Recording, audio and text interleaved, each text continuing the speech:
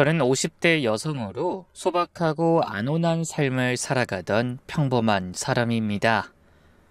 그러던 중 제가 겪은 한 사건 때문에 제 인생이 송두리째 바뀌었어요. 가슴속에 품고 살기엔 너무 답답하고 힘들어서 여기라도 털어놓으려 합니다. 열심히 일만 하고 가정을 위해 성실하게 살아온 제가 이런 일을 당할 줄은 꿈에도 몰랐죠. 세상살이 쉽지 않다는 걸 뼈저리게 느꼈답니다. 지금부터 제가 겪은 충격적인 사연을 들려드릴게요. 글솜씨가 부족해도 너그러이 봐주세요. 저는 경상북도 작은 시골 마을에서 자란 둘째 딸로 자랐어요. 위아래로 치이는 둘째여서 그런지 어려서부터 남을 배려하는 성격이었어요. 아버지는 제가 고등학교 2학년 때 갑작스러운 심장마비로 돌아가셔서 어머니가 혼자 3남매를 키우셨죠. 그땐 정말 하늘이 무너지는 것 같았죠. 당시 언니는 일찍 시집을 갔고 남동생은 아직 중학생이었으니까 제가 어머니를 도와야 했어요. 그때 저희 집은 농사를 지었는데 아버지가 없으니까 정말 이 집 모든 게 어려웠어요. 어머니 혼자서 논밭일을 하시느라 참 고생 많이 하셨죠. 저도 학교 끝나면 바로 집에 와서 농사일을 도왔어요. 친구들이 놀러 가자고 해도 집안일 때문에 못 따라갔죠. 엄마, 나도 서울로 일하러 갈게. 동생 대학 보내야지. 고등학교 졸업하자마자 서울로 올라와서 공단에 있는 작은 무역회사에서 일했답니다. 월급이 얼마 되지 않았지만 그래도 고향 친구들보다는 나은 편이었어요. 형편이 어렵지만 앞으로 살아갈 날을 위해 야간 대학을 다니면서 낮엔 일하고 저녁엔 공부하는 생활을 했어요. 회사 기숙사에서 지내며 정말 바쁘게 살았지만 그래도 보람은 있었어요. 매달 고향에 계신 어머니께 용돈을 보내드리고 남동생 학비도 대줬고요. 거기다 제 학비도 벌어야 하니까 정말 알뜰하게 살았어요. 친구들이 커피숍 가자고 해도 돈 아껴야 한다며 기숙사에서 믹스커피 타먹곤 했죠. 옷도 할인할 때만 사고 화장품도 저렴한 브랜드로만 썼어요. 그래도 젊을 때라 그런지 큰 불만은 없었어요. 오히려 가족을 위해 희생한다는 자부심이 있었거든요. 그렇게 험난하게 살았지만 후회는 없는 삶이었다고 생각해요. 어려운 환경에서도 꿋꿋하게 견뎌냈고 남에게 피해 주지 않으려고 항상 조심했거든요. 지금 생각해보면 그때가 제일 순수하고 열정적이었던 시절이었네요. 남편은 직장 선배 소개로 만났어요. 저보다 2살 많은 20대 후반이었고 시청에서 공무원으로 일하고 있었죠. 첫 만남부터 저와는 딱 정반대의 성격이라는 걸 알 수 있었어요. 안녕하세요. 김민수입니다. 처음 뵙겠습니다. 남편이 환하게 웃으며 인사할 때의 모습이 아직도 기억나요. 정말 사교적이고 활발한 성격으로 어디서든 인기가 많은 사람이었거든요. 키도 크고 인상도 좋아서 여자들한테 인기가 많다고 들었어요. 정말 조용하고 차분하시네요. 요즘 여자들은 다 시끄럽고 들떠있는데 오히려 현정 씨 같은 사람 보기 드문 것 같아요. 첫 만남에서 남편이 한 말이에요. 그때는 그 말이 비꼬는 건 줄 알았어요. 저는 원래 내성적인 성격이라 처음 만나는 사람 앞에서는 쑥맥일 정도로 더 조용해지긴 하거든요. 남편은 퇴근 후에도 정말 바쁘게 지내는 사람이었어요. 학교 동창회, 직장 동호회, 동네 축구 모임까지 안 들어간 모임이 없을 정도였어요. 주말에도 골프 치러 가거나 등산 모임에 참석했죠. 저는 집에서 책 읽는 걸 좋아해요. 제가 조용히 말하니까 남편이 고개를 끄덕이더라고요. 이야, 너무 좋은데요? 차분한 여자 너무 좋아요. 밖에서 너무 돌아다니는 사람들보다 훨씬 낫죠. 저에게 그렇게 말했는데 남편 본인은 항상 친구들과의 약속을 우선시했어요. 둘이서만 만나는 시간보다는 여럿이 함께 있는 걸 더 편해했거든요. 오늘은 대학 동기들이랑 만나기로 해서 일찍 가야 해요. 다음에 봐요. 네, 그러세요. 저는 집에서 쉴게요. 연애를 시작한 후에도 이런 대화가 일주일에 서너 번은 반복됐죠.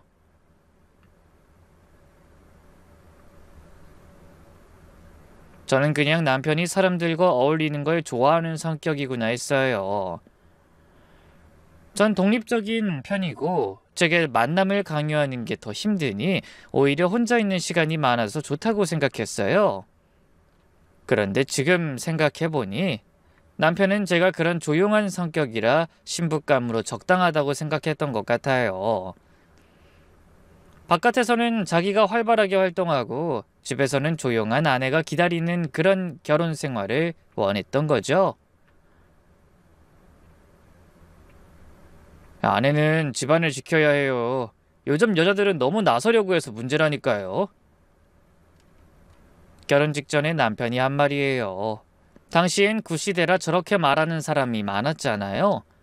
그때 저도 바보처럼 저를 인정해주는 말인 줄로만 알았죠.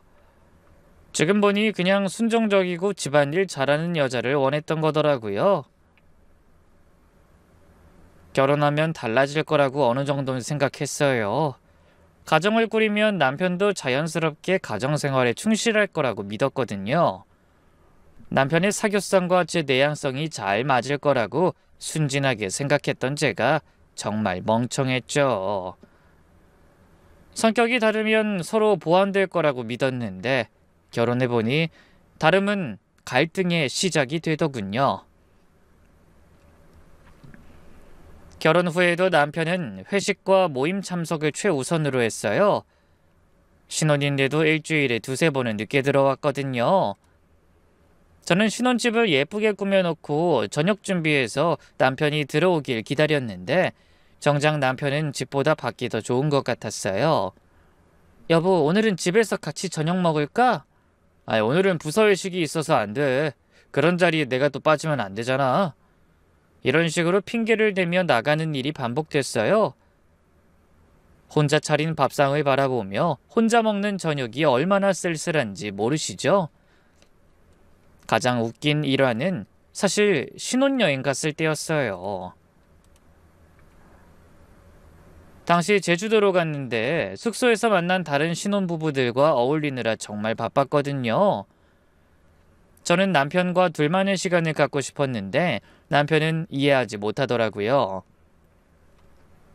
여보, 우리 둘이서만 시간 좀 보내면 안 될까? 신혼여행인데. 왜요? 사람들이랑 같이 있는 게 더 재밌잖아. 당신도 이런 데만큼은 좀 활발해져 봐. 그러면서 자꾸 다른 사람들한테 저를 소개시켜 주려고 했어요. 저는 원래 낯을 가리는 성격인데 무리해서 웃으며 인사하느라 정말 힘들었어요. 안녕하세요. 저희도 신혼이에요. 그래요? 우리 같이 저녁 먹어요. 이런 식으로 매일 다른 사람들과 어울려야 했어요. 제가 원하는 건 남편과 단둘이 바다를 보며 산책하는 것이었는데 남편은 그런 걸 지루해했어요. 결국 신혼여행 마지막 날 첫 번째 큰 싸움이 났어요. 당신은 나보다 다른 사람들이 더 중요한 것 같아. 뭔 소리야? 사교적인 게 나쁜 거야? 당신처럼 움츠려들고만 있으면 어떻게 사회생활을 해? 그때 남편이 한 말이 지금도 기억나요. 제 성격을 인정해주는 게 아니라 고쳐야 할 단점으로 보고 있더라고요. 난 이런 성격이잖아. 모르고 결혼했어? 집에서만 그래야지. 세상에 나가서 살려면 적극적이어야 하지 않겠어? 우악스럽게 쏘다니라는 게 아니라 좀 모르는 척 어울릴 줄 알라고. 반대로 저는 남편이 너무 들뜨고 경솔해 보였어요. 왜 매사에 다른 사람들을 끌어들여야 하는지 이해가 안 됐거든요. 신혼여행에서 돌아온 후로는 아예 대화가 줄어들었어요. 남편은 여전히 바쁘게 밖으로 돌아다니고 저는 혼자 집에서 시간을 보냈죠. 그때부터 우리가 추구하는 행복이 완전히 다르다는 걸 알게 됐어요. 그럼에도 저는 이혼할 생각은 못했어요. 그때 당시에 이혼을 생각하는 게 너무 낯설었고 어머니도 제가 결혼해서 정말 행복해 하셨거든요. 남편 집이 꽤 잘 사는 편이라 결혼 당시 도움도 많이 받았고요. 어쩌면 돌이킬 기회가 많았는데 제가 지옥 구렁텅이에 스스로 들어간 것 같네요. 그러다 저는 결혼 2년 차에 딸을 낳았어요. 임신했을 때는 남편이 조금이라도 달라질 줄 알았는데 오히려 더 바빠진다며 집에 안 들어오더라고요. 임신 중에도 혼자 병원에 다닐 때가 많았어요. 여보, 오늘 검진 받으러 가는데 같이 가자. 오늘 동창회 약속이 있어서 안 돼. 임신한 여잔 조용히 있는 게 좋다고 하지 않았어? 돈 줄 테니까 택시 타고 금방 다녀와. 이게 임신 중에 남편이 한 말이에요. 정말 기가 막혔죠. 첫 아이라서 모든 게 불안하고 걱정되는데 남편은 전혀 도움이 안 됐어요. 아이를 낳고 나서는 더했어요. 육아는 대부분 저 혼자 감당해야 했거든요. 밤에 아이가 울면 남편은 어느 정도 도와주다가 잠이 든 건지 자는 척 하는 건지 골아떨어졌죠. 여보, 좀 도와줘. 너무 힘들어. 나도 직장에서 스트레스 받는데 집에선 좀 쉬고 싶어. 최대한 도와주겠지만 너무 많은 걸 바라지 마. 기저귀 갈기, 분유 먹이기, 목욕시키기 모든 걸 저 혼자 했죠. 돈으로 산후조리는 제대로 받긴 했지만 그때뿐이었어요.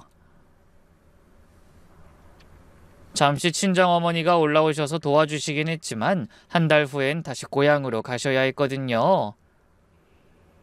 지금 돌이켜보면 남편도 나름 잘하고 노력하는 면이 있었어요. 지독한 딸바보였거든요. 아침에 출근하기 전엔 꼭 딸을 안아주고 갔죠. 우리 예쁜 딸, 아빠가 돈 벌러 간다. 엄마랑 잘 있어. 이렇게 말하면서 볼에 뽀뽀를 해주는 모습이 영락없는 완벽한 아빠였죠. 주말에도 아이와 놀아주고 사진도 열심히 찍어줬어요. 유모차 끌고 동네 한 바퀴 돌면서 우리 딸 예쁘다며 자랑도 하고요. 아이 용품 살 때는 비싼 것도 마다하지 않았어요. 우리 딸한텐 좋은 것만 써줘야지. 돈 걱정하지 마. 회사 동료들한테는 딸 자랑을 엄청 했다고 들었어요. 핸드폰에 딸 사진을 가득 담아놓고 만나는 사람마다 보여주면서 자랑했다더라고요. 과장님 딸 정말 예쁘네요. 그렇죠. 이렇게 예쁜 딸을 뒀으니 제가 얼마나 행복한지 몰라요. 이런 얘기를 듣고 나면 결혼 생활이 힘들긴 해도 아빠 역할을 하려고 한다며 스스로를 위로했어요. 딸을 사랑하는 마음만큼은 진짜로 보였으니까요. 이런 모습들 때문에 남편의 무관심을 그럭저럭 견딜 수 있었답니다. 딸이 어느 정도 컸을 때 남편이 갑자기 투자에 관심을 갖기 시작했어요. 직장 동료인 김 과장이 주식으로 큰 돈을 벌었다는 얘기를 듣고 온 거였죠.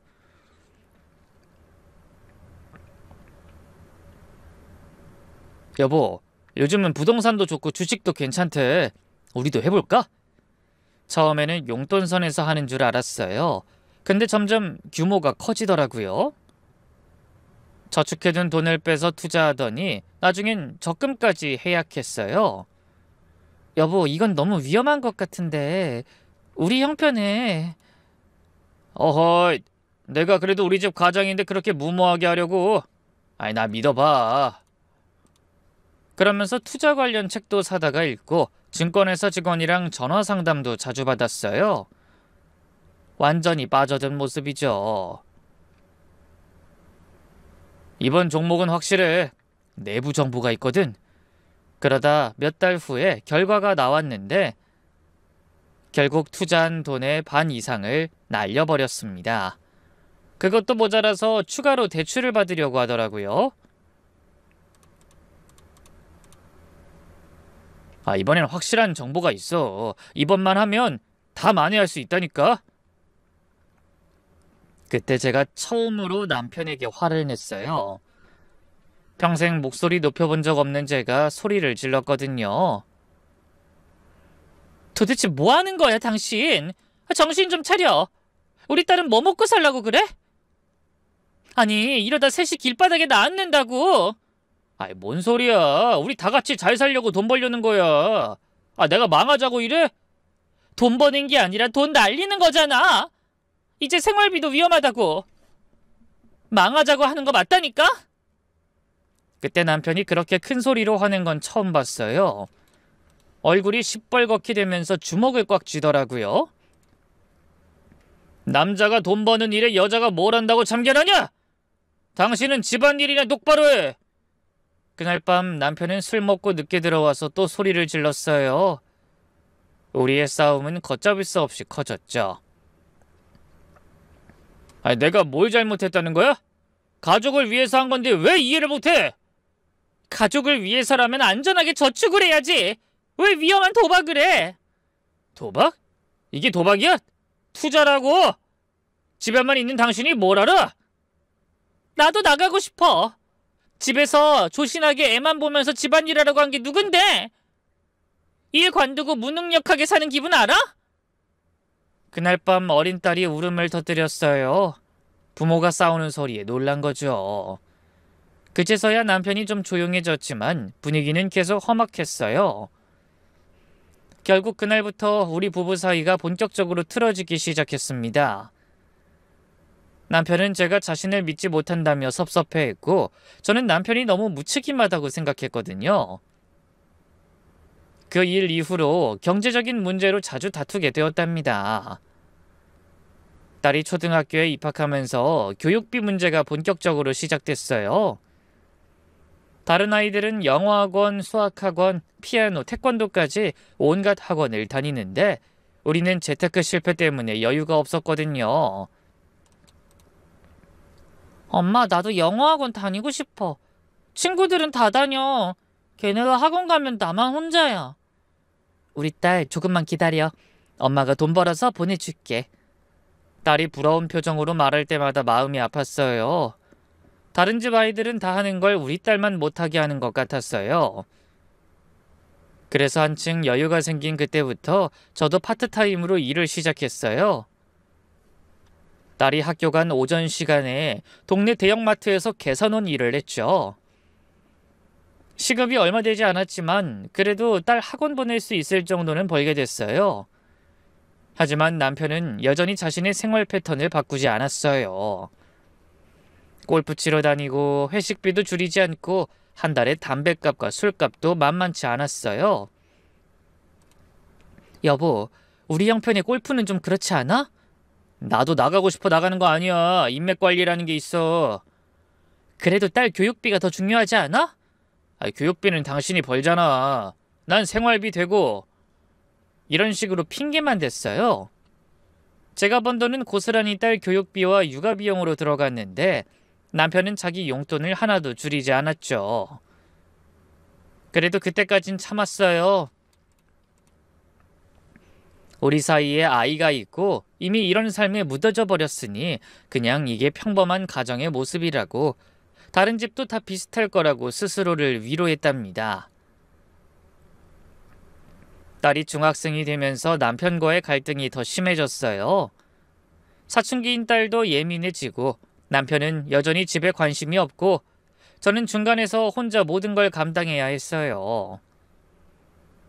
마트에서 일하다가 집에 와서 저녁 차리고 딸 숙제 봐주고 빨래하고 정말 한시도 쉴 틈이 없었죠.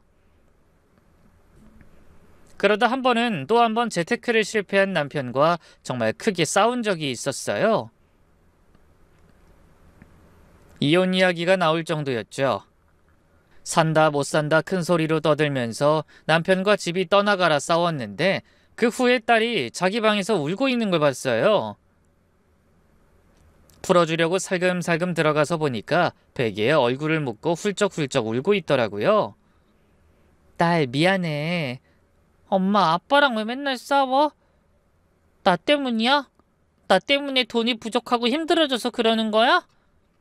그 말을 듣는 순간 가슴이 찢어지는 것 같았어요. 당시 갓 중학생이 된 어린아이가 무슨 잘못이 있겠어요. 다 어른들 문제인데 아이가 혼자 자책하고 있더라고요. 아니라고 충분히 다독여줬는데 아마 딸의 마음속에선 받아들여지지 않았던 것 같아요. 그 다음 날 딸이 제 방으로 와서 눈물을 뚝뚝 흘리며 말했습니다. 엄마 이혼하지 마. 내가 잘할게. 엄마 아빠 싸우게 하지 않을게. 우리 딸 잘못 아니야. 엄마 아빠가 서로 성격이 달라서 그래. 그래도 이혼하면 안 돼?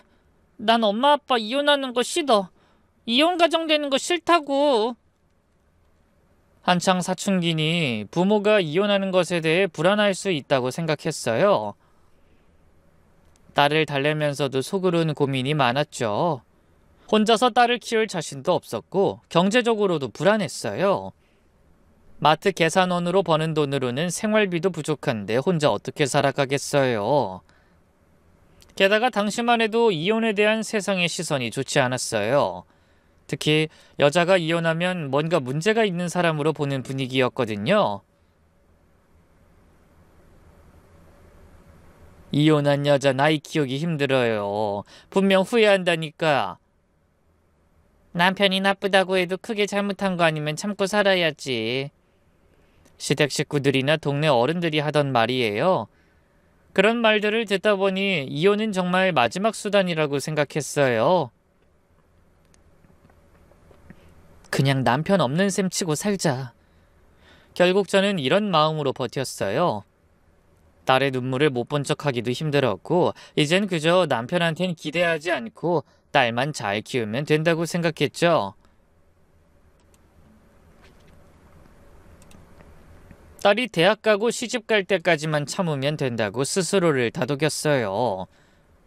오직 참고 견디는 게 최선이라고 저 자신을 위로했답니다.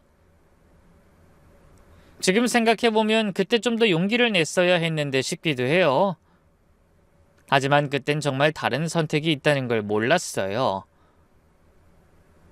시간이 흘러 딸이 대학교를 졸업했어요. 그동안 공부도 열심히 하고 착하게 자라줘서 정말 고마웠어요. 혼자 키우다시피 했지만 딸만큼은 제대로 컸다는 생각이 들었어요. 키도 크고 예쁘게 자라서 대학에서도 인기가 많다고 하더라고요. 어느 날 딸이 집에 와서 수줍게 말하더라고요. 엄마, 나 남자친구 생겼어. 정말? 어떤 사람인데? 딸이 얼굴을 빨갛게 하면서 설명하는데 정말 귀여웠어요. 그동안 공부만 하느라 연애할 생각도 못했는데 대학교 졸업하자마자 드디어 좋은 사람을 만났으니 들떠 있었겠죠? 대기업에 다니는 직장인이야. 대리급이고 앞으로 승진 전망도 좋대. 나보다 2살 많고 정말 성실하고 착해. 상대방은 유명한 전자회사에서 일하는 젊은 직장인이라고 했어요. 대학도 좋은 곳을 나왔고 집안도 모난 거 없이 괜찮다고 하더라고요. 가족은 어떻게 돼? 어머니만 살아계셔. 아버진 몇 년 전에 돌아가셨대. 혼자 아들 키우시느라 고생하셨다더라. 혼자 아들을 키워오신 어머니라니. 저희 어머니 그리고 저와 비슷한 처지였던 것 같아서 마음이 갔어요. 한번 만나볼래? 정말 좋은 사람이야. 이번에 다 같이 만나서 결혼 이야기 해보고 싶어. 아직은 결혼하기에 이르다고 생각했지만 딸이 간절하게 부탁해서 만나기로 했어요. 처음 만난 딸의 남자친구는 정말 괜찮은 청년이었어요. 키도 크고 인상도 좋고 말하는 것도 정중했어요. 안녕하세요. 처음 뵙겠습니다. 딱 보기에도 예의 바르고 직장인답게 차분하고 성실한 모습이 마음에 들었어요. 우리 딸이 어려서부터 말썽 안 부리고 잘 자라줬거든요. 네, 정말 착하고 똑똑해서 저도 배울 점이 많아요. 앞으로 잘 부탁드립니다. 딸을 대하는 것도 정중하고 배려심이 깊어 보였어요. 식당에서 딸 의자를 빼주고 물도 따라주고 세심하게 챙기는 모습이 보기 좋았어요. 남편도 딸 남자친구가 집으로 놀러 올 때는 드물게 관심을 보였어요. 괜찮은 청년이네. 직장도 안정적이고 예의도 바르고 난 마음에 들어. 나도야. 저렇게 좋은 사람 만나서 다행이지. 평소에 딸한테 별 관심 없던 남편이 결혼 얘기가 나오니까 갑자기 적극적으로 되더라고요. 빨리 결혼 준비해야겠어. 좋은 사위감 놓치면 안 되지. 아마 딸이 시집 가면 자기가 편해질 거라고 생각한 것 같아요. 사랑하는 딸을 결혼시키는 게 자신의 수건처럼 느껴졌다나 뭐라나, 그게 아버지의 가장 큰 책임이라고 여긴 거겠죠. 딸이 행복해하는 모습을 보니까 저도 정말 마음이 놓였어요. 다행히 좋은 사람 만나서 안심이 되었답니다. 결혼 이야기가 오갈 쯤 딸이 남자친구 어머니를 소개시켜주고 싶다고 해서 만나게 됐어요. 상견례는 아니고 그냥 저와 딸, 그리고 딸 남자친구와 그의 어머니, 이렇게 넷이 담소 나누려고 만난 정도였죠. 처음에는 긴장도 되고 어떤 분일까 궁금하기도 했어요. 혼자 아들을 키우신 분이라니 저와 비슷한 처지셨을 테니까요. 시내의 어느 분위기 좋은 카페에서 만나기로 했어요. 조금 일찍 도착해서 기다리고 있는데 정말 우아하고 아름다운 분이 들어오시더라고요. 안녕하세요, 지민이 어머님. 저는 김혜미입니다. 아, 네, 안녕하세요, 어머님. 이현정입니다. 처음 뵙겠습니다. 키도 크시고 옷차림도 세련돼서 참 멋있어 보였어요. 나이는 저와 비슷할 텐데 정말 잘 가꾸고 계시더라고요. 화장도 깔끔하게 하시고 헤어스타일도 단정했고요. 누가 봐도 저와 비슷하게 생각했을 거예요. 그동안 민수 얘기 많이 들었어요. 정말 훌륭한 아드님을 두셨더라고요. 아니에요. 제가 배운 게 많아요. 우리 아들 덕분에 더 강해진 것 같아요. 말씀하시는 것도 조리 있고 교양 있는 분이라는 게 한 번에 느껴졌어요. 혼자 아들을 키워오셨다는데 정말 훌륭하게 키우셨다는 생각이 들었어요. 혼자 키우시느라 고생 많으셨겠어요. 저도 비슷한 처지라 마음을 알 것 같아요. 아이 혼자 키우는 게 여간 힘든 게 아니잖아요. 남편분 계시잖아요. 아무리 그래도 저보단 나으셨겠죠. 그때 제가 살짝 쓴웃음을 지었던 것 같아요. 남편이 있어도 혼자 키우는 것 같다는 말을 할 뻔했지만 참았어요. 아, 네, 그렇네요. 혼자 키우는 게 더 힘드셨겠네요. 말할 때 나오는 품위와 자연스럽고 당당한 모습이 참 인상적이었어요. 이야기를 들어보니 정말 혼자서도 씩씩하고 꿋꿋하게 아들을 잘 키워내셨더라고요. 그분과 대화를 나누면서 정말 많은 걸 배웠어요. 혼자서도 당당하게 살아가는 모습, 아들에 대한 자부심, 미래에 대한 계획까지 모든 게 부러웠어요. 진심으로요. 앞으로 자주 만나서 결혼 준비도 함께하면 좋겠네요. 예비사돈과 이야기 나누는 게 정말 즐거워요. 네, 그렇게 하죠. 저도 어머님 보니 우리 아이들이 잘 됐으면 좋겠어요. 첫 만남이 정말 좋게 끝났어요. 예비사돈분이 생각보다 친근하고 따뜻한 분이어서 앞으로 관계가 좋을 것 같았고, 저도 오히려 가족 같은 말동무가 생긴 것 같아 기분이 좋았어요. 딸의 결혼 준비가 순조롭게 진행될 거라는 기대도 생겼고요. 그날 저녁 남편에게 예비사돈을 만난 얘기를 했어요. 어떤 사람인데? 정말 품격 있고 교양 있는 분이야. 혼자 민수를 키우셨다는데 같은 여자로서 참 대단하더라. 제 이야기에 남편도 관심 있어 보였어요. 그래요? 나도 한번 만나봐야겠네. 상견례 앞당기도록 하지. 얼마 후 상견례 기념으로 남편도 함께 만났어요. 남편은 늘 그렇듯 사교적이고 친화적인 모습으로 처음 만났을 때부터 모임을 이끌어 나갔어요. 그 모습이 어찌나 꼴보기 싫던지 최근에 바쁘다며 집에서 잠만 자던 사람이 자기 자신을 굉장히 가정적이고 헌신적인 가장처럼 이야기하더군요. 그런데도 예비사돈이 좋았던 건 그 이야기에 휩쓸리지 않고 정중하고 차분하게 들어줬다는 거예요. 그럼에도 겸손하게 인사를 건네주시는 모습을 보니 마음이 놓였어요. 이런 분이라면 딸을 믿고 맡겨도 될 것 같다고 생각했죠. 그땐 정말 몰랐어요. 이 만남이 제 인생을 완전히 바꿀 시작이 될 줄은 꿈에도 몰랐거든요. 처음에는 소소하게 한 달에 한두 번 정도 만났어요. 예식장을 같이 알아보기도 하고 결혼에 관한 이야기 나눌 겸 카페 가고 이런저런 준비를 함께 하면서 점점 친해졌죠. 결혼 날짜는 잡지 않았지만 그렇게 만나는 게 부담스럽진 않았어요. 그러던 중 어느 날 예비사돈한테서 다급한 전화가 온 겁니다. 지민이 어머님, 정말 죄송한데 저 좀 도와주실 수 있을까요? 목소리가 떨리는 게 심상치 않았어요. 무슨 일인가 싶어서 물어보니까 갑자기 쓰러져서 응급실에 실려갔다는 거예요. 혈압이 급하게 올라서 의식을 잃었어요.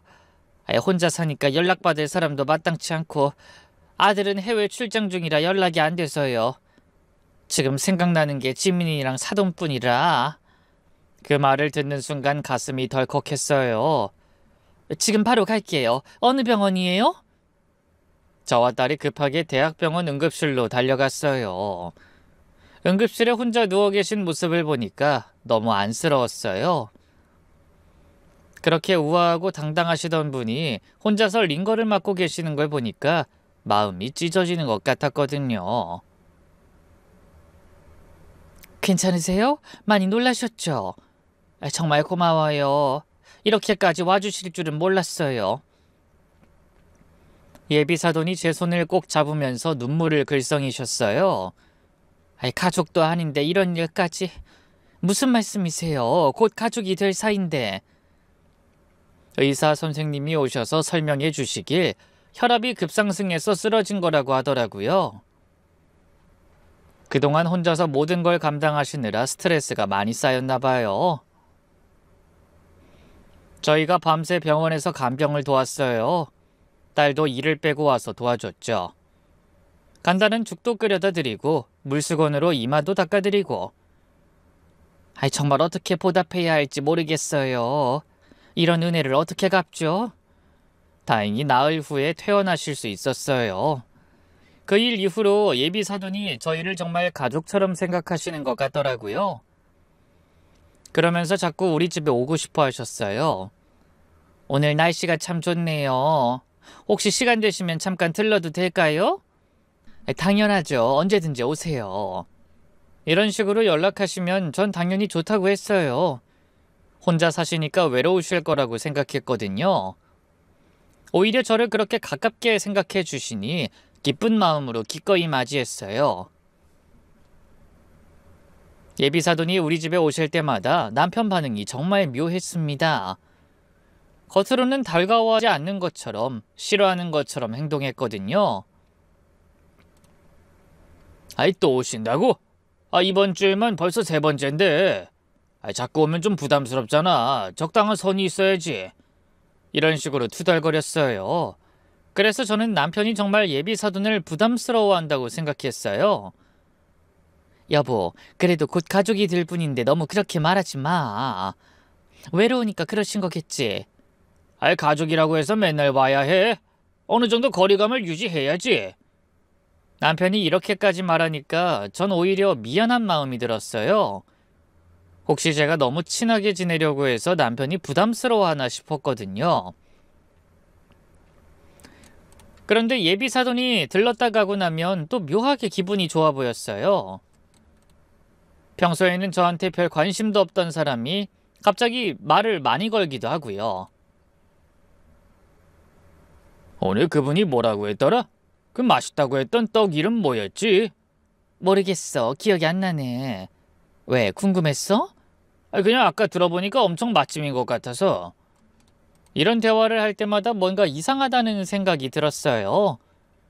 싫어한다면서 내심 그렇게 싫진 않아 보였으니까요.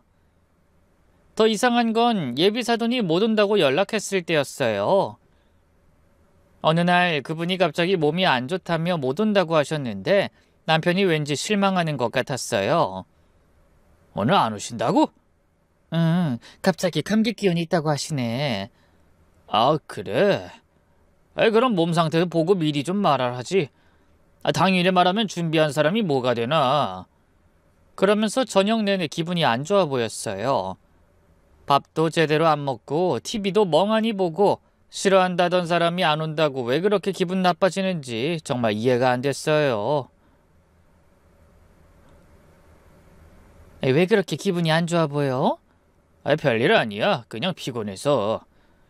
하지만 저는 그런 남편의 미묘한 변화를 그냥 대수롭지 않게 넘겼어요. 지금 생각해보면 그때부터 뭔가 이상했던 거예요. 눈치채지 못한 제가 참 한심하게 느껴질 정도로요. 어느 날 밤 남편이 화장실에서 누군가와 조용히 전화하는 걸 우연히 들었습니다. 문틈으로 들리는 목소리가 평소와 달리 조심스러웠어요. 괜찮아요. 걱정하지 마세요. 네, 내일 봐요. 누구와 그렇게 다정하게 통화하는지 물어보니까 회사 일이라고 둘러대더라고요. 하지만 그때 목소린 분명 회사 업무용이 아니었거든요. 뭔가 친밀하고 또 은밀한 느낌이었어요. 그 후로 남편이 전화 받을 때 자꾸 다른 방으로 가거나 베란다로 나가서 통화했어요. 예전에는 제 앞에서도 자연스럽게 전화 받았는데 말이에요. 그땐 그냥 회사 기밀 때문인가 보다 했는데 지금 생각해보면 눈에 빤히 보이는 수였죠. 그러던 중 남편이 승진을 했습니다. 그렇게 빨리 승진한 건 정말 예상치 못한 일이었어요. 평소에 열심히 일한다고 해도 별로 눈에 띄는 사람은 아니었거든요. 그런데 갑자기 승진 소식을 들고 왔어요. 여보, 나 됐어. 다음 주부터 발령 나. 정말? 축하해요. 솔직히 기뻤어요.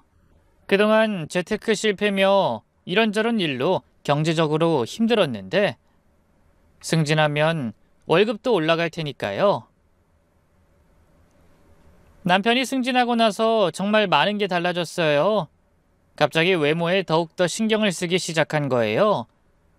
평소에는 정말 무심했던 사람이 완전히 변했어요. 양복을 새로 맞추러 가더니 한 벌에 50만 원짜리를 3벌이나 사기도 하고요. 구두도 이탈리아제 비싼 걸로 사고 시계도 바꾸고 심지어 향수까지 여러 개 샀어요. 왜 갑자기 이렇게 돈을 많이 써요? 부서장이 됐으니까 이미지 관리가 중요하잖아. 승진 축하 모임도 많고 다른 부서장들과 만날 일도 많아졌고 내가 남들보다 훨씬 빨리 승진한 건 다 이런 노력이 있어서 가능했던 거야. 승진하고 며칠 후부터 남편은 갑자기 딸 결혼을 엄청 서두르기 시작했어요. 이제 내가 부서장이니까 딸 결혼식도 크게 치를 수 있어. 호텔 대연회장에서 하자고. 그렇긴 하지만 아직 준비할 시간이 필요하지 않을까? 우리는 빨라봤자 1년 후로 생각했던 건데. 좋을 때 놓치면 안 되지. 서두르는 게 낫겠어. 남편이 그렇게 적극적으로 나오는 건 처음 봤어요. 그러면서 결혼 날짜도 빨리 정하자고 하고 예식장도 큰 곳으로 알아보자고 하고 무슨 본인이 결혼하는 것처럼 정말 적극적이었어요. 부서장 딸 결혼식이니까 체면도 있고 회사 동료들도 많이 초대해야 하고 제대로 해야지. 이런 말도 하면서요. 그때는 남편이 승진해서 기분이 좋아 그런가 보다 했어요. 딸을 빨리 좋은 곳에 시집 보내고 싶어 하는 거라고 생각했거든요. 딸도 결혼 준비를 서두르는 것에 대해서는 좋아했어요. 아빠가 적극적으로 나와주니까 좋다. 난 부모님이 하자는 대로 할게요. 판을 잡고 키우는 건 마땅치 않았지만 그래도 이제라도 아버지 역할하고 싶어 하는 것 같으니 괜찮다고 생각했어요. 그렇게 본격적인 딸의 결혼 준비가 시작되었습니다. 그러면서 예비 사돈을 만나는 횟수도 훨씬 잦아졌죠. 이젠 예비 사돈과 굉장히 가까워져서 어느 날은 집으로 초대를 받았어요. 전날부터 집들이 선물을 준비하고 있었죠. 그때 딸 결혼 준비로 돈이 엄청 많이 들어가니까 가계부를 정리하면서 남편과 돈 얘기를 하게 됐거든요. 예식장 예약금과 한복값, 신혼집에 보태주기로 한 돈까지 합치면 적지 않은 액수였죠. 여보, 지민이 혼수 준비하려면 돈이 정말 많이 들어갈 텐데 모아둔 돈 있어? 지민이가 어리니 우리가 좀 더 도와주면 좋겠는데. 남편이 이렇게 물어보니까 전 솔직하게 대답할 수밖에 없었어요. 당신이 재테크한다고 내가 모아둔 돈도 가져갔잖아. 그때 날린 돈이 3천만 원인데 그 후로 생활비 버느라 정신없어서 모아둔 게 없네. 그러자 남편 얼굴이 확 변하더라고요. 그 이야기를 왜 또 꺼내? 일부러 나 불편하라고 그러는 거야? 아니, 난 그냥 있는 사실을 이야기한 거야. 당신은 꼭 항상 아픈 치부를 건드리거나 똑똑한 척을 해서 사람 바보 취급하더라. 지금 그 이야기를 하면 내가 지민이 결혼에 보태줄 돈을 날린 나쁜 아비밖에 더 돼. 대체 왜 그렇게까지 화를 내는 건데? 내가 언제 그렇게 말했어? 그때부터 남편이 갑자기 화를 내기 시작했어요. 주먹을 꽉 쥐면서 소리를 질렀죠. 왜 이렇게 예민하게 반응하는지 알 길이 없었어요. 다른 집은 너같이 남편 우습게 알지 않아? 우습게 본다는 게 뭔 뜻이야? 나는 등골 빠지게 노력해서 부사장까지 됐는데 아내란 작자는 돈도 제대로 안 모아놨으면서 동료들 앞에서 어떻게 체면을 세워? 게다가 돈 날린 사람 취급하고 말이야. 이런 말을 하니까 저도 참을 수가 없었어요. 그동안 내가 얼마나 힘들게 살았는데. 제발 자격지심 좀 갖지 마. 그동안 마트에서 일해서 번 돈은 다 우리 딸한테 들어갔는데. 그런 나한테 모아둔 돈 없냐고 묻는 게 염치가 없는 거지. 당신 골프비랑 술값으로 내보낸 돈 내가 뭐라고 한 적이 있어? 그건 그거고 이건 이거지. 30년 동안 벌어다 준 사람한테 고마운 줄도 모르고. 그럼 30년 동안 당신 뒷바라지에 애 키운 나한텐 고마운 줄을 모르는 거야? 정말 어이가 없었어요. 자기가 날린 돈은 생각도 안 하고 저한테 돈 관리 못한다고 화를 내다뇨. 그리고 당신이 투자한다고 날린 돈이 얼만데 나한테 그런 말을 해? 그건 다 가족을 위해서 한 거잖아. 목소리가 점점 커졌어요. 딸이 자기 방에서 나와서 우리를 걱정스럽게 바라봤어요. 엄마 아빠 그만 싸워. 진정 좀 하고. 남편은 더 화가 났는지 큰 소리로 외쳤어요. 딸 결혼 제대로 시켜주려고 해도 도움 하나 안 되면서. 준비는 하되 우리 형편에 맞게 하면 되지. 쓸데없는 욕심 부리면서 도움이 안 되는 건 당신이야. 그때 남편이 정말 화가 난 표정으로 벽을 주먹으로 치면서 말했어요. 어휴, 이 답답한 집구석. 그러더니 갑자기 외투를 집어들고 밖으로 문을 쾅 닫고 나가더니 그날 밤 집에 들어오지 않았어요. 핸드폰도 꺼놨는지 아무리 걸어도 연결이 안 됐고요. 딸이 걱정스러운 표정으로 물어봤어요. 엄마, 아빠 괜찮을까? 이런 적 없었는데. 괜찮을 거야. 화 풀리면 들어오겠지. 남편이 외박한 다음 날 아침에도 남편이 전화를 안 받기에 남편 회사 동료에게 살짝 전화했어요. 내심 걱정이 돼서 출근 잘했는지만 물으려고요. 그런데 직장 동료가 부사장님 오늘 조퇴하시고 안 나오셨는데요? 라고 하는 거예요. 무슨 이유로 조퇴를 했는지 알 수 있을까요? 그건 잘 모르겠어요. 연락 안 받으세요? 저는 대답을 얼버무리고 급히 끊었어요. 화난 남편이 어디로 간 건지, 뭔 일이라도 난 건 아닌지 마음속에 불안감이 생기기 시작했죠. 어찌됐든 남편이 외박을 하는 바람에 예비사돈집에 가는 약속을 미룰까 잠깐 생각해봤지만 예의가 아닌 것 같아 얼른 채비하고 나갔죠. 준비를 하면서도 계속 남편 생각이 났어요. 아무리 모임 좋아하고 밖으로 나더라도 잠은 꼭 집에서 자야 하던 양반이었거든요. 도대체 어디서 밤을 보낸 건지, 언제 집에 들어올 건지 결혼 30년 동안 이런 적이 없었어서 더 걱정이 됐어요. 예비사돈 집으로 가는 택시 안에서도 마음이 편치 않았지만 애써 털어내고 오늘 집에 들어오면 한번 진지하게 이야기를 나눠야겠다고 생각했죠. 생각보다 예비사돈 집에 빨리 도착했어요. 약속 시간보다 40분이나 일찍 도착해서 그 주위를 구경해 보려고 했죠. 예비사돈 집은 주택가에 있는 단독주택이었는데 정말 깔끔하게 잘 꾸며져 있었어요. 정원도 예쁘게 가꿔놓고 집도 깨끗하게 관리하고 계시더라고요. 너무 시간이 많이 남았으니 어쩔 수 없겠다 싶어 대문 앞에 도착해서 벨을 누르려는데 갑자기 딸한테서 전화가 왔습니다. 그런데 문득 직감적으로 뭔가 잘못됐다는 생각이 들었어요. 이 전화는 분명 심상치 않을 거라는 예감이 들었죠. 엄마! 딸의 목소리가 다급하게 떨리는 게 너무나 잘 느껴졌어요. 왜 그래? 무슨 일이야? 엄마 지금 어디야? 민수 씨 어머니 댁에 간다고 했지. 지금 막 도착했어. 그때 딸의 목소리가 완전히 변했어요. 거의 울음에 가까운 목소리였죠. 엄마 절대 들어가지 마. 지금 당장 돌아와. 딸이 이렇게 절규하듯이 말하니까 심장이 덜컥 내려앉았어요. 무슨 일이길래? 무슨 일인데? 왜 갑자기 그래? 설명은 나중에 할게. 일단 들어가지 마. 제발. 딸의 목소리가 너무 다급해서 정말 무슨 큰일이 난 줄 알았어요. 혹시 집에 화재라도 난 건가? 아니면 도둑이 들었나 싶었어요. 딸은 일단 그 자리에서 벗어나만 계속 반복했어요. 그러면서 자기도 지금 급하게 오고 있다고 하더라고요. 정말 당황스러웠어요. 딸이 그렇게 다급하게 말하는 건 태어나서 처음 봤거든요. 그래서 우선은 기다리기로 했죠. 딸의 다급한 전화를 받고 혼란스러워하고 있을 때였어요. 혹시 예비사돈 집안에서 무슨 사고라도 난 건 아닌가 싶어서 걱정이 됐거든요. 예비사돈 댁은 1층 단독주택이라 거실 창문이 대문 쪽을 향해 있었어요.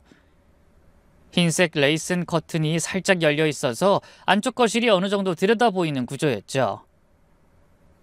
무슨 일인가 싶어서 조심스럽게 창문 쪽으로 다가갔습니다. 딸이 그렇게 말렸으니까 뭔가 위험한 일이 있을 수도 있겠다 싶었거든요. 창틈으로 거실을 들여다보는데 그 순간 정말 믿을 수 없는 광경을 목격했습니다. 거실 가죽 소파에서 남편과 예비사돈이 서로 꽉 껴안고 있는 모습을 말이죠. 분명 우리 남편이 확실한데 멀리서 봐도 알 수 있는데 다른 여자와 그런 모습으로 있다니. 정말 눈을 비비고 다시 봤어요.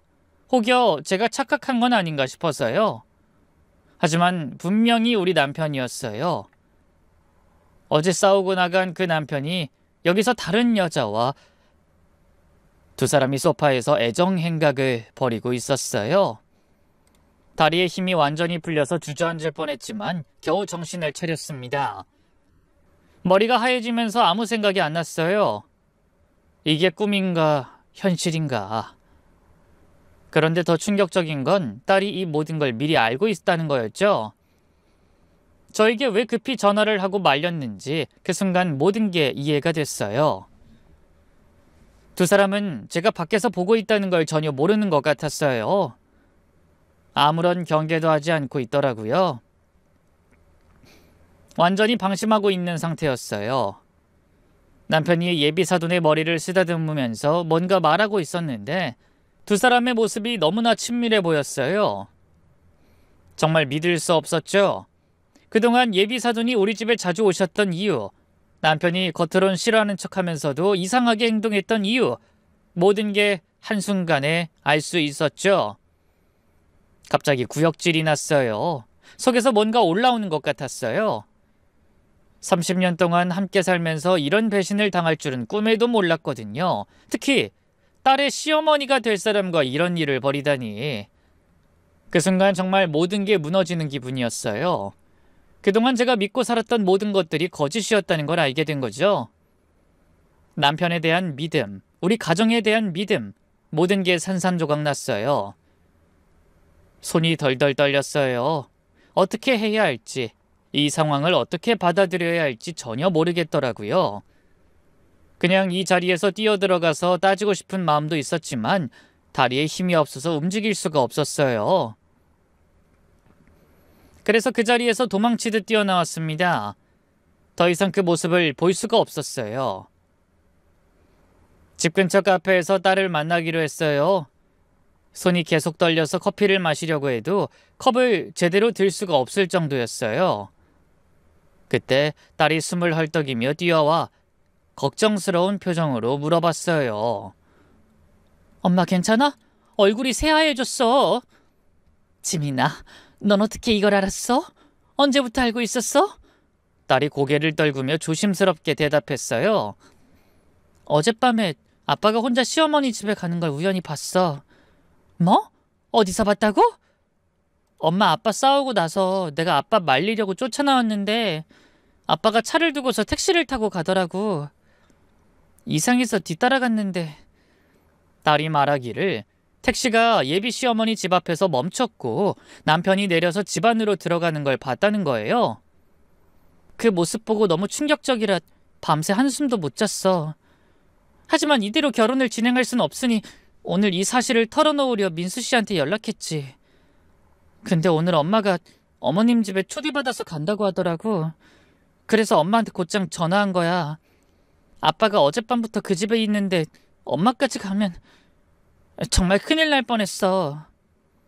딸이 급하게 전화로 저를 말린 이유를 알겠더라고요. 제가 그 집에 가서 그 광경을 목격하면 어떻게 될지 뻔했으니까요. 엄마, 정말 미안해.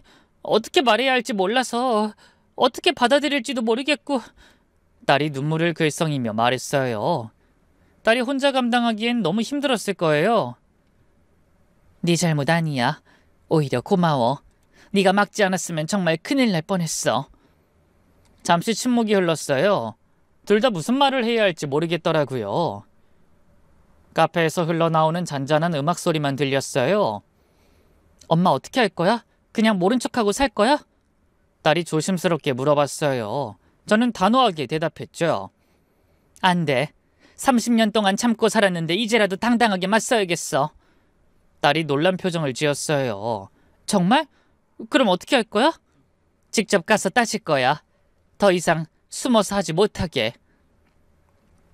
하지만 딸이 만류했어요.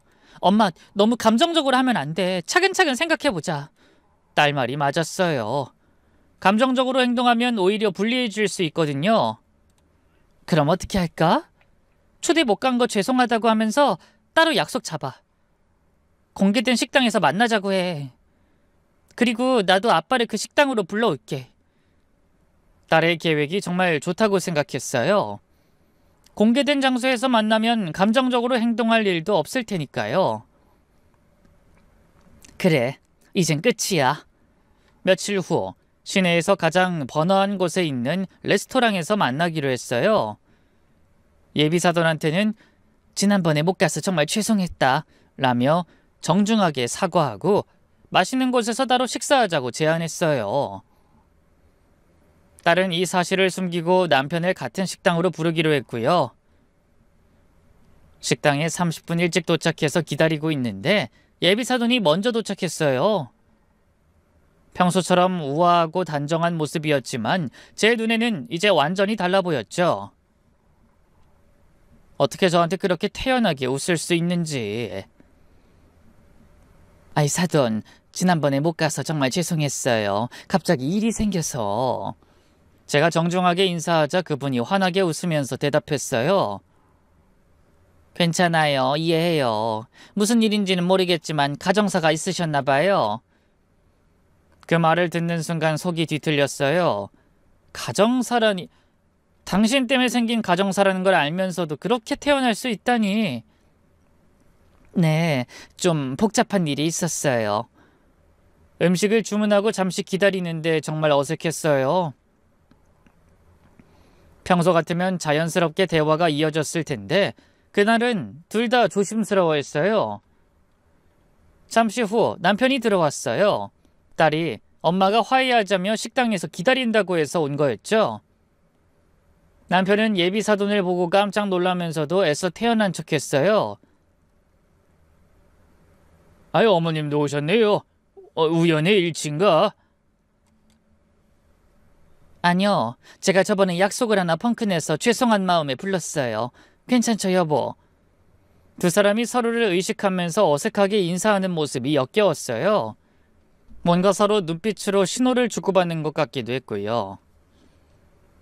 음식이 나오고 식사를 시작했는데 분위기가 정말 무거웠죠. 평소 같으면 결혼 준비 얘기며 이런저런 가족 얘기로 시간 가는 줄 모를 텐데 그날은 모두가 침묵했으니까요. 그때 딸이 나타났어요. 미리 약속한 대로였죠. 엄마 아빠 안녕하세요. 어머님도 계시네요? 지민이도 근처에 있기에 불렀어요. 괜찮죠? 딸이 자연스럽게 자리에 앉으면서 작전을 시작했어요. 웨이터가 물을 따라주고 가니까 딸이 갑자기 말했어요. 아빠, 며칠 전 밤에 어디 갔었어? 엄마랑 싸우고 나간 날 내가 아빠 따라 나간 거 몰랐지?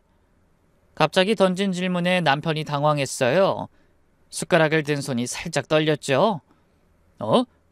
그냥 친구 만나러. 친구? 어느 친구요? 이름이 뭔데요? 딸이 계속 추궁하자 남편이 더 당황해했어요. 예비사돈도 불안해하는 게 역력해 보였죠.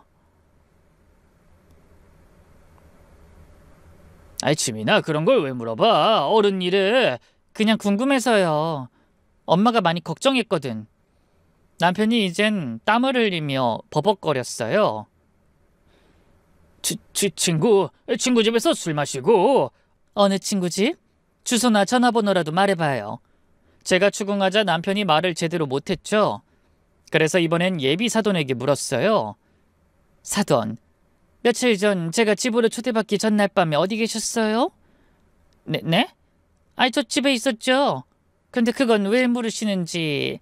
누구랑 계셨어요? 혹시 친구가 놀러 오진 않았나요? 제 말에 이제 두 사람은 입을 꾹 다물고만 있었죠. 그때 딸이 결정적인 한 방을 날렸어요. 아빠 어머님 집으로 간 것 제가 다 봤어요. 그 순간 식당 분위기가 완전히 얼어붙었어요. 남편과 예비 사돈의 얼굴이 동시에 새하얗게 변했어요. 뭔 소리야? 남편이 떨리는 목소리로 물었지만 이미 늦었어요. 주변 테이블 사람들이 슬슬 쳐다보기 시작했죠. 그날 밤에 아빠가 택시 타고 그 집에 가는 거 봤다고요. 왜요? 오늘도 거기 있었어요? 예비사돈이 갑자기 일어나려고 했지만 제가 단호하게 말렸어요. 앉으세요. 이제 다 끝났으니까 속 시원히 얘기하고 가시죠. 지민이 어머님, 무슨 생각하시는진 정확히 모르겠지만 그런 거 아닙니다. 제 목소리가 식당 전체에 울려 퍼졌어요. 다른 손님들이 모두 저희 쪽을 쳐다봤죠. 30년 결혼 생활이 이렇게 끝나는 게 정말 억울하지만 더 이상 속고 살 순 없잖아요. 사돈들 사이에 불륜을 저질렀다고, 파렴치하게 사돈에게 사랑에 빠졌다고 당당하게 이야기하세요. 고작 하나뿐인 아들, 딸 결혼시키면서 하나뿐인 사돈을 건드렸다고 이야기하시라고요. 제가 목소리를 높이자 레스토랑에 있던 사람들이 수근거리기 시작했죠. 남편이 어떻게든 변명하려고 했어요. 여보, 오해야. 정말 아무것도 아니야. 그냥 잠깐 간 거야. 이야기 나누려. 아무것도 아니라고? 나도 창문으로 다 봤어. 날 초대해놓고 그 집에서 뻔뻔하게 두 사람이 껴안고 있던 거 말이야. 그게 엄마 아빠란 작자들이 할 짓이니? 짐승이어도 너희처럼은 안 살아. 어머님, 제 이야기 좀 들어주세요. 평간호해주고 친구처럼 곁에 있어주니 은혜를 원수로 갚네. 아무리 남자에 미쳤다고 해도 평생 애지중지 키워온 아들 가슴에 대못 박는 일은 참았어야지. 저의 그 말에 두 사람이 완전히 패닉 상태가 됐어요. 그 자리에서 모든 진실이 폭로되면서 두 사람의 불륜이 완전히 드러났죠. 식당에서 진실이 폭로된 후 정말 대혼란이 일어났어요. 다른 손님들이 웅성거리고 직원들도 당황해서 어쩔 줄 모르고, 하지만 딸과 저는 당당하게 그 자리를 나왔어요. 더 이상 숨길 것도 없었거든요. 남편이 뒤따라와서 길바닥에 무릎을 꿇으며 계속 용서를 빌었어요. 여보, 미안해. 정말 잘못했어. 한 번만 용서해줘. 제발. 그동안 당신이 지은 죄가 한둘이 아닌데 이제 와서 미안해? 이것만 미안해? 너무 늦었어. 소장 보낼 테니 집에서 조신하게 기다리며 봐봐. 아무리 빌어도 저는 마음을 바꿀 생각이 전혀 없었어요. 이미 선을 넘어버린 일이었고 더 이상 믿을 수도 없었거든요. 다음 날 바로 동네에서 제일 유명한 변호사 사무실에 찾아갔어요. 딸도 함께 가서 증언해 주기로 했죠. 불륜 증거는 충분합니다. 목격자도 있고 정황 증거도 명확하니까 위자료와 재산 분할에서 매우 유리한 조건을 받을 수 있어요. 변호사 선생님이 자신 있게 말해주니까 마음이 좀 놓였어요. 지난 결혼 생활이 헛되지는 않을 것 같았거든요. 딸도 아빠와 완전히 연을 끊겠다고 단호하게 선언했어요. 아빠 같은 사람은 내 아버지가 아니에요. 앞으로 완전히 남남으로 지낼 거야. 딸의 차가운 태도를 보는 남편의 표정이 어찌나 절망스럽던지 그동안 그렇게 아끼며 키워온 딸인데 그런 아이가 자신에게 등 돌린다고 생각하니 지옥 같았겠죠. 딸아, 아빠가 정말 잘못했어. 제발 한 번만 용서해줘. 아빠 너만 있으면 돼. 웃기지 마. 내가 아니라 그 여자겠지. 더 이상 아빠라고 부르고 싶지도 않아. 그냥 죽은 척하고 살아. 이 소식을 들은 예비사위도 저희 편에 서줬어요. 자기 어머니와도 완전히 연을 끊겠다고 했죠. 저도 어머니와는 더 이상 연락하지 않으려고요. 이런 일로 우리가 헤어지게 된 게 정말 가슴 아픕니다. 죄송합니다. 아마 그 여자에게도 이보다 더한 벌은 없겠죠. 그토록 사랑하던 아들과 연을 끊게 된 거니까요. 그리고 워낙 불미스러운 일이다 보니까 예비사위와 딸의 관계도 자연스럽게 정리됐어요. 서로 상처받은 일이니까 둘은 파혼을 결정했어요. 당연한 일이었죠. 이혼 절차는 생각보다 정말 빨리 진행됐어요. 남편 쪽에서 모든 걸 인정했으니까 복잡할 게 없었거든요. 위자료도 크게 받아냈어요. 그런데 남편에게 더 큰 타격이 있었죠. 직장에서 큰 문제가 된 거예요. 남편이 그동안 동료들한테 딸 결혼한다고 엄청 자랑을 했었거든요. 부서장 딸의 성대한 결혼식이라고 말이에요. 그러다 결국 남편의 외도 때문이라는 게 직장 전체에 소문이 나면서 큰 문제가 됐어요. 기껏 승진했는데 도덕성에 심각한 문제가 있다며 좌천당했어요. 회사에서도 체면상 그럴 수밖에 없었나 봐요. 남편은 정말 모든 걸 다 잃은 거죠. 아, 그 여잔 곁에 남아있을지도 모르겠네요. 모든 걸 버리고 얻어낸 귀한 사랑이시니까요. 한순간의 충동과 욕구로 모든 걸 잃었으니 아마 남편의 여생은 늘 지옥일 거예요. 그러길 바라고요. 저는 비록 혼자가 되었지만 마음은 오히려 시원하고 편해졌어요. 지금은 혼자 살면서 진짜 제 인생을 되찾았어요. 처음에는 혼자 사는 게 외롭고 무서울 줄 알았는데 의외로 정말 편하고 자유로워요. 딸이 자주 찾아와서 외롭지도 않고요. 엄마, 혼자 살아서 힘들거나 무섭지 않아? 전혀. 오히려 눈치 안 보고 살 수 있어서 너무 좋아. 지난 결혼 생활이 완전히 헛된 건 아니었어요. 훌륭한 딸을 얻었으니까요. 딸은 그 일 이후로 훨씬 더 성숙해졌고 저와는 더 친해졌어요. 이제는 친구처럼 지내요. 늦은 새 출발을 앞두고 있지만 전혀 후회하지 않아요. 오히려 그때 용기 내서 당당하게 맞서 싸운 제 자신이 자랑스러워요. 여러분도 인생은 정말 한 번뿐이니까 후회 없이 사세요. 그럼 긴 글 읽어주셔서 감사합니다.